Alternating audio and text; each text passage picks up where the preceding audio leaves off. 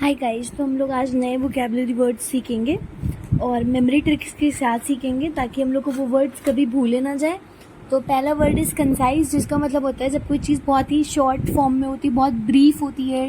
Laconic भी मैंने बताया था कि लैक ऑफ इंक खत्म हुई इसलिए मैं ज़्यादा नहीं लिख पाई, इसलिए छोटा है वो चीज़, तो वहाँ पे हम कंसाइज का यूज़ करते हैं। लाइक लिखेंगे कि अगर 2 मार्क्स का क्वेश्चन है तो you have to give a concise answer, ठीक है। तो आप ऐसे ऐड कर सकते हो। तो इसको मैंने आपको मेमोराइज कराया है कम साइज से, यानी उसका साइज कम रखना है, यानी छोटा रखना है। आप ऐसे ऐड कर सकते हो। सेकंड इज वैनिटी, जिसका मतलब होता है एरोगेंस होना, बहुत ज़्यादा प्राइड होना, ईगोटिज्म होना, है ना। मतलब होता है घमंड एक तरह से होना, उसको बोलते हैं वैनिटी। इसको याद कर सकते हैं हम लोग।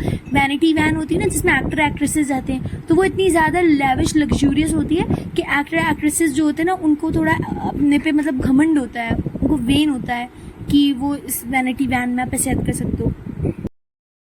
फिर थर्ड वर्ड इज स्किंटिलेटिंग, जिसका मतलब होता है जब कोई चीज़ बहुत चमकीली हो, बहुत ही ज़्यादा डार्जिलिंग भड़कीली सी हो, गॉडी हो, उसको बोलते हैं हम स्किंटिलेटिंग। इसको मेमोराइज करेंगे। स्किन के तिल पर लाइट हो रही है, बहुत ज़्यादा लाइटिंग को लाइटिंग से करेंगे तो क्या होगा, हमारी स्किन चमकेगी, शाइनिंग डार्जिलिंग सी होगी। तो आप ऐसे याद कर सकते हो। फोर्थ इज गोश, जिसका मतलब होता है जब कोई चीज़ बहुत ऑकवर्ड हो, क्लमजी हो, अनग्रेसफुल हो, तो उसको बोलते हैं इट्स गोश, ठीक है।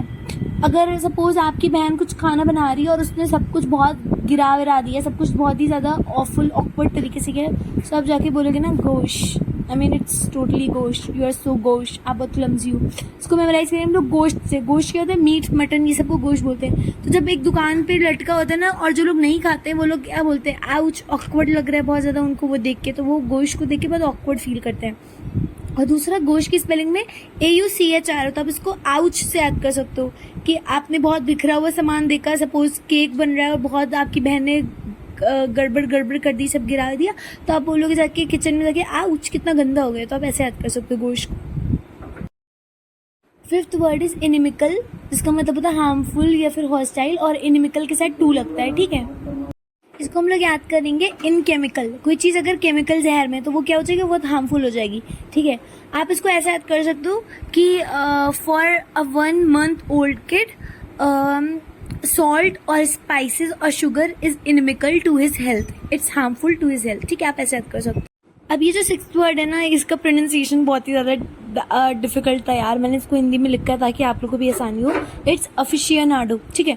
इसका मतलब क्या होता है, एक ऐसा पर्सन जो किसी चीज़ में बहुत, किसी फील्ड लाइक स्पोर्ट्स सब्जेक्ट या कोई भी एनिमल या किसी भी एक्टिविटी में बहुत इंटरेस्टेड है, इतना इंटरेस्टेड है कि उसको उस चीज़ की बहुत इन डेप्थ नॉलेज है, वो उसमें बहुत ज़्यादा अडिफ्ट है। तो ऐसे पर्सन के लिए हम लोग यूज़ करते हैं अफिशिएनाडो। इसको मैं मेमोराइज करा रही हूँ रोनाल्डो से। रोनाल्डो क्या, वो बहुत फेमस है ना स्पोर्ट्स में, फुटबॉल में, तो इसलिए वो क्या है, रोनाल्डो के लिए उसका फुटबॉल अफिशिएनाडो है, ठीक है। तो अब हम इसको, इसका सेंटेंस अगर आप चाहो कैसे यूज़ कर सकते हैं, तो इसको मैं ऐसे कर सकते हैं, इट्स एन नाउन। तो आप बोल सकते हैं लाइक, मैं पर्सनली अपना बता रही हूँ, मुझे कॉफ़ी बहुत पसंद है, ठीक है। मुझे उसकी स्मेल, उसका अरोमा, उसकी स्मेल से उसका फ्लेवर बताना, उसकी अलग अलग तरह की स्टाइल्स बनाने की, मुझे सब कुछ बहुत अच्छे से आता है।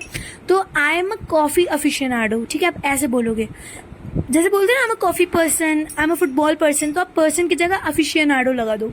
Ronaldo is a football aficionado, okay, ऐसे याद करना। फिर 7th वर्ड इज हॉटी, जिसका मतलब होता है बहुत ही एरोगेंट होना, बहुत ज़्यादा मतलब आपके अंदर प्राउड है, तो आप बहुत हॉटी कहलाओगे, ठीक है।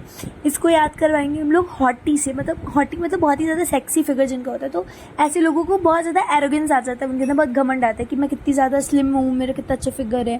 तो ऐसे लोग क्या होते हैं, हॉटी होते हैं, ठीक है। आप और फिर 8th वर्ड इज कमेंडेबल, जिसका मतलब होता है जब कोई चीज़ तारीफ़ के लायक हो, प्रेज वर्दी है, अडोरेबल है, एडमिरेबल है, रिस्पेक्टेबल है, ऑनरेबल है, ठीक है। तो ऐसी चीज़ कमेंडेबल होती है, ठीक है। मतलब उसको वाह वाह करना चाहिए, शाबाशी देनी चाहिए अब ऐसी चीज़ों के लिए, ठीक है। Like the poem that was made by me was commendable, every one was praising it. तो आप ऐसे याद कर सकते हो। इसको मेमोराइज करेंगे हम लोग कमेंट से। मतलब कोई वीडियो अगर बहुत अच्छी होती है ना यूट्यूब पे, तो क्या होता है, या इंस्टाग्राम पे कोई चीज़, तो लोग कमेंट करने लगते हैं उस पर, ठीक है। तो कमेंडेबल को आप कमेंट के लायक ऐसे याद करना। फिर 9th वर्ड इज कलेक्ट, जिसका मतलब होता है चीज़ों को कलेक्ट करना, गैदर करना, गार्नर करना, ठीक है, पाइल अप करना, उसको बोलते हैं हम लोग कलेट, ठीक है। और इसको याद करने की कोई ज़रूरत ही नहीं, कलेट और कलेक्ट दोनों सेम ही राइम करते हैं और दोनों का मीनिंग भी सेम है, आप ऐसे याद कर लेना। फिर 10th वर्ड इज स्टिग्मेटाइज, जिसका मतलब होता है किसी को नेगेटिवली मतलब लेबल कर देना। अब इसको हम लोग मेमोराइज करेंगे। देखो पहली बात, स्टिग्मेटाइज को आप और क्लियरली ऐसे समझो, सपोज कोई बच्चा है और उसको हेल्थ इश्यूज हो गए, ठीक है, और जिसकी वजह से उसकी बॉडी में वेट बहुत ज़्यादा गेन हो रहा है। अब ऐसे बच्चे को उसके दोस्त या उसके जो आसपास के लोग होते हैं ना, वो उसको चढ़ाएंगे, सपोज उसको बहुत मोटू मोटू बोल रहे हैं, ठीक है, तो ये ना एक लेबल दे दिया गया, उसको एक टैग दे दिया गया है, ठीक है, एक ब्रांड उसको बता दिया गया, ठीक है।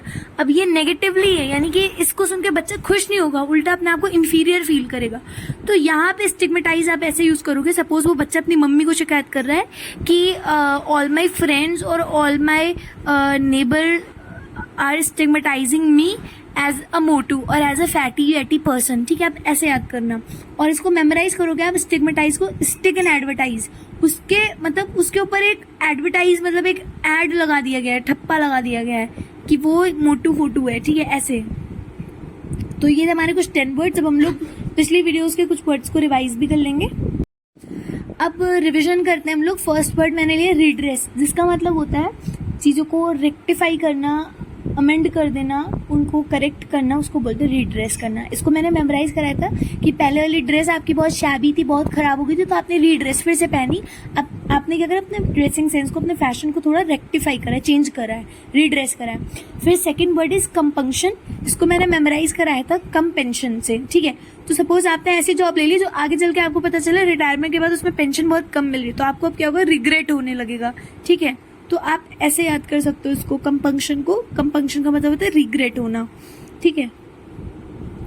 और थर्ड वर्ड इज ट्रंकेट, जिसका मतलब होता है किसी चीज को छोटा करना, कट करना, कर्व करना, कर्टेल करना, कर्ट करना, इन सब का मतलब सेम होता है। इसका मतलब होता है छोटा करना, कम करना या काटना। तो ट्रंकेट को मैंने याद करवाया था, तुरंत कट कर दो, तुरंत कट से ट्रंकेट बनाया था। फोर्थ वर्ड इज ऑल्टरकेशन, जिसका मतलब होता है लड़ाई झगड़ा, आर्ग्यूमेंट होना, ठीक है, डिबेट हो जाना, बहुत ज्यादा बहस हो जाना, उसको बोलते हैं ऑल्टरकेशन होना। इसको मैंने याद किया था ऑल्टर करना। ऑल्टर का मतलब होता है चीजों को चेंज करना। सपोज आप कुछ स्टेटमेंट दे रहे हो, दूसरा उसको ऑल्टर कर रहा है, उसको चेंज कर रहा है, वो बोल रहे ऐसा नहीं ऐसा था, तो क्या होगा, वहां पे एक क्वारल बन जाएगा, एक लड़ाई शुरू होने लगेगी, ठीक है। तो ये हमारे कुछ रिविजन के वर्ड्स थे।